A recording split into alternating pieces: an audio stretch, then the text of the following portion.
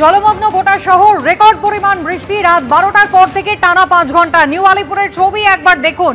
গাড়ি প্রায় চাকা পুরোটাই প্রায় জলের তলায় চলে গিয়েছে। দু চাকায় যারা যাতায়াত করছেন রীতিমতো প্রাণ হাতে নিয়ে চলাফেরা করছেন। আর ইতিমধ্যেই ফিরহাদ হাকিম তিনি কিন্তু আজ সকাল সকাল পৌঁছে গিয়েছেন কলকাতা পুরসভার কন্ট্রোল রুমে। মেয়র ফিরহাদ হাকিম তিনি পৌঁছে গিয়েছেন। অন্যদিকে মেয়র পরিষদ নিকাশী তারক সিং তিনিও কিন্তু পৌঁছে গিয়েছেন। গোটা পরিস্থিতি নজরদারি চলছে এবং যুদ্ধকালীন তৎপরতায় কলকাতা পুরসভা জল নামানোর চেষ্টা চালিয়ে যাচ্ছে। যদিও বেলা 12টা থেকে দুপুর বিকেল 4টে পর্যন্ত আজকে লক গেট বন্ধ রাখার কথা। দুপুর 2টো নাগাদ গঙ্গায় জোয়ার আসবে, সেই সময় কিন্তু লক গেট বন্ধ থাকবে। তবে তার আগেই যতটা দ্রুত গতিতে জল নামিয়ে ফেলা সম্ভব এই শহরের, সেই চেষ্টা কিন্তু চলছে। অনির্বাণ বিশ্বাস আমাদের সঙ্গে রয়েছেন। অনির্বাণ, কুসুমিতা, প্রথমে তোমাকে জানিয়ে রাখি যে ইতিমধ্যে ফিরহাদ হাকিমের সঙ্গে আমরা কথা বলেছিলাম এবং তিনি কিন্তু খুব বেশি আশার বাণী এই মুহূর্তে শহরবাসীকে শোনাতে পারেননি।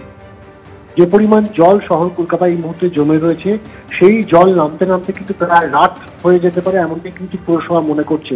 কারণ এই মুহূর্তে পুরসভার কাছে যে তথ্য রয়েছে তাতে কিন্তু পুরসভার সমস্ত যে ড্রেনেজ সিস্টেম, সেই ড্রেনেজ সিস্টেম একেবারে জলে পরিপূর্ণ। একই সঙ্গে কলকাতা সংলগ্ন যে সমস্ত খালগুলি রয়েছে সেই খালও পরিপূর্ণ। এবং লক গেট খোলার পর সকালবেলা থেকে দেখা যাচ্ছে যে ভোর 4টের সময় যখন লক গেট খোলা হয়েছে, গঙ্গায় জলের পরিমাণ এতটাই বেশি ছিল যে জল বাইরের দিকে যাওয়ার কথা সেই জল ফের বাউন্স ব্যাক করে আবার শহরের মধ্যে ঢুকে পড়ছে। ফলত লক গেটও কিন্তু খুব খুলে রেখেছে জল নামানো সম্ভব হচ্ছে এমনটা কিন্তু নয়। ফলত পুরসভার তরফে চেষ্টা চলছে যতটা সম্ভব পাম্প করে জল বাইরে বের করানো যায় বা গঙ্গায় ফেলা যায় বা খালবিল দেওয়া যায়, কিন্তু প্রত্যেকটি জায়গাতে কিন্তু জল একেবারে টুইটুম্বুর হয়ে রয়েছে। অন্যদিকে কিন্তু মেয়র ফিরহাদ হাকিম আজকে তিনি আবেদন করেছেন শহরবাসীকে যে যাতে শহরের মানুষজন তারা আজকে কোনোভাবে বাড়ি থেকে না বেরোন, খুব প্রয়োজন না থাকলে। এবং তিনি নিজেও কিন্তু বেশ কয়েকটি যে বিদ্যুৎপৃষ্ট হয়ে মৃত্যুর ঘটনা ঘটেছে তাতে কিন্তু তিনি শোক জ্ঞাপন করেছেন এবং তিনি বলছেন যে এই ধরনের ঘটনা যেটি ঘটেছে বিভিন্ন জায়গায় হয়তো তিনি বলছেন যে পুরসভার তরফে হয়তো বিভিন্ন জায়গায় লাইনের কানেকশন ছিল না, কোনো কারণে হয়তো ফ্রিজ হয়ে গিয়ে সেখান থেকে বিদ্যুৎপৃষ্ট হয়ে থাকতে পারে। কিন্তু তিনি বারবার আবেদন করছেন যাতে শহরবাসী আজকে কিন্তু বাইরে না বেরোন। অন্যদিকে তিনি যেটা জানাচ্ছেন যে দুপুর 1টা নাগাদ গঙ্গায় একটি বড় বান আসার কথা রয়েছে। ফলত একদিকে লক গেট বন্ধ থাকবে 12টা থেকে, অন্যদিকে দুপুর 2:06 নাগাদ জোয়ার আসার কথা রয়েছে, কিন্তু তার আগে 1টার সময় বান আসার কথা রয়েছে। ফলত এই সমস্ত পরিস্থিতি যেগুলো রয়েছে, একদিকে ভারী বৃষ্টি, শহরে জল জমে রয়েছে, সব মিলিয়ে কিন্তু পুরসভা কার্যত এই মুহূর্তে দিশেহারা পরিস্থিতির মধ্যে রয়েছেন। পুরকর্মীরা চেষ্টা করছেন যাতে জল কোনোভাবে কমিয়ে ফেলা যায়, কিন্তু যেভাবে আকাশ মেঘলা করে রয়েছে, মাঝে মধ্যে ঝিরিঝিরি বৃষ্টি হচ্ছে, কখনো হালকা বৃষ্টি হচ্ছে, স্বাভাবিকভাবে এই জল পুরোপুরি নামতে কিন্তু রাত হয়ে যেতে পারে, এমনটা কিন্তু পুরসভার পুরো আধিকারিকরা মনে করছেন। কিন্তু আজকে আমরা দেখলাম যে কন্ট্রোল রুমে তারক সিংহ, যিনি মেয়র পরিষদ নিকাশী বিভাগ তিনি ছিলেন, একই সঙ্গে মেয়র ফিরহাদ হাকিম তিনি ছিলেন, ডাবল যে পুর কমিশনার তারা এসেছিলেন। গোটা ঘটনা তারা সরজমিনে খতিয়ে রেখেছেন। কিন্তু এত পরিমাণ বৃষ্টি গত 5 ঘন্টা 6 ঘন্টায় হয়েছে রাত 12টা থেকে 5টার মধ্যে, সেটা কিন্তু কাজে কল্পনাতীত এবং পুরসভার আধিকারিকরাও কিন্তু কিভাবে এই পরিস্থিতি মোকাবিলা করবেন তারা বুঝতে পারছেন না। মেয়র ফিরহাদ হাকিম তিনি নিজেও বলছিলেন যে মেঘ ভাঙা বৃষ্টি কথা শুনেছিলেন, গতকাল রাতে কার্যত মেঘ ভাঙা বৃষ্টি হয়েছে শহরে। একদম মেয়র ফিরহাদ হাকিম কি জানিয়েছেন দেখুন।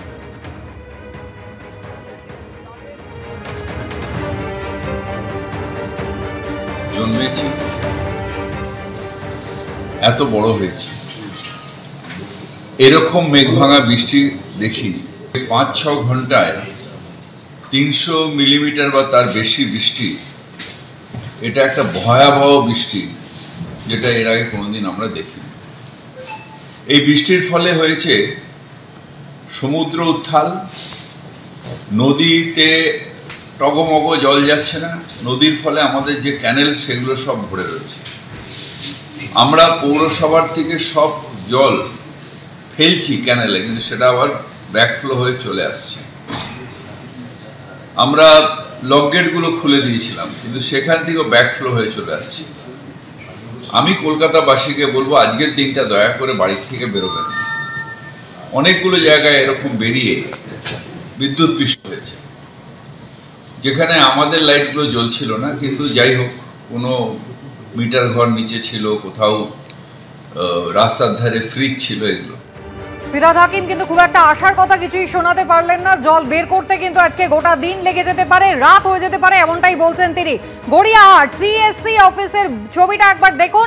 গোটা সিএসসি অফিসের এই মুহূর্তে কিন্তু জলের তলায় রয়েছে যে ঘরগুলো রয়েছে। শহর জুড়ে কিন্তু বিদ্যুৎ স্পৃষ্ট হয়ে ইতিমধ্যেই 7 জনের মৃত্যুর খবর পাওয়া যাচ্ছে। একাধিক এলাকা বিদ্যুৎ বিচ্ছিন্ন করে দেওয়া হচ্ছে সুরক্ষার কারণে। মেয়র বলছেন জল নামাতে সময় লাগবে, কারণ একেবারে খাল টইটুম্বুর হয়ে রয়েছে। যে জল ছাড়ার চেষ্টা হচ্ছে তা বাউন্স ব্যাক করছে। আর এই মুহূর্তে সিএসসি দপ্তরের ভেতরের ছবিটা একবার দেখুন। গড়িয়াহাটে সিএসসি দপ্তর, তার ভেতরে একেবারে জলমগ্ন অবস্থা, টেবিল চেয়ার সবই জলে ভাসছে।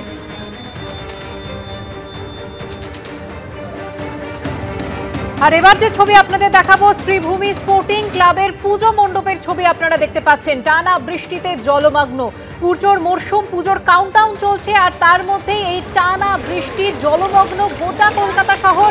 তারই মধ্যে শ্রীভূমি স্পোর্টিং ক্লাবের পুজো মণ্ডপের ছবি আপনারা দেখুন। সকাল 10:15 নাগাদ একেবারে জল জমে রয়েছে এবং পুজো মণ্ডপের ভেতরেও জল ঢুকে গিয়েছে।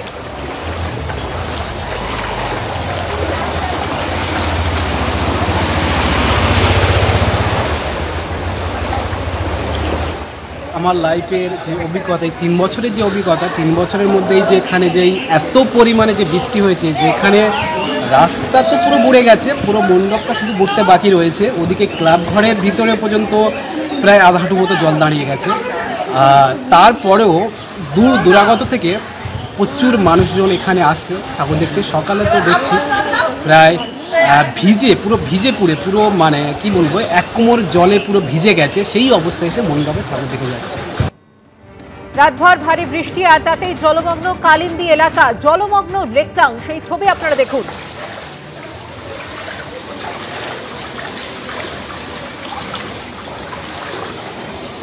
রাত 12টার পর টানা 5 ঘন্টা প্রবল বৃষ্টি, আর সেই বৃষ্টিতেই জলমগ্ন অবস্থা গোটা কলকাতা শহরে। সকাল 10টায় লেক টাউনের ছবি আপনারা দেখছেন। এই জল পেরিয়েই কাজে বেরোচ্ছেন মানুষজন, এবং গাড়ি যাচ্ছে এবং গাড়ির চাকা পুরো জলের নিচে।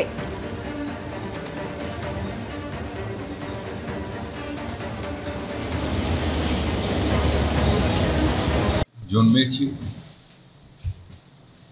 এত বড় হয়েছে, এরকম মেঘ ভাঙা বৃষ্টি দেখিনি।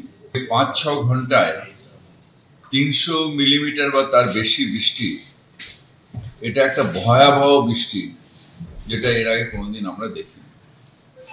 এই বৃষ্টির ফলে হয়েছে সমুদ্র উত্থাল, নদীতে টগমগ জল যাচ্ছে না, নদীর ফলে আমাদের যে ক্যানেল সেগুলো সব ভরে রয়েছে। আমরা পৌরসভার থেকে সব জল ফেলছি ক্যানেলে, কিন্তু সেটা আবার ব্যাকফ্লো হয়ে চলে আসছে। আমরা লক গেটগুলো খুলে দিয়েছিলাম, কিন্তু সেখান থেকেও ব্যাকফ্লো হয়ে চলে আসছে। আমি কলকাতাবাসীকে বলবো আজকের দিনটা দয়া করে বাড়ির থেকে বেরোবেন। অনেকগুলো জায়গায় এরকম বেরিয়ে বিদ্যুৎ পৃষ্ঠ হয়েছে, যেখানে আমাদের লাইটগুলো জ্বলছিল না, কিন্তু যাই হোক, কোনো মিটার ঘর নিচে ছিল, কোথাও রাস্তার ধারে ফ্রিজ ছিল, এগুলো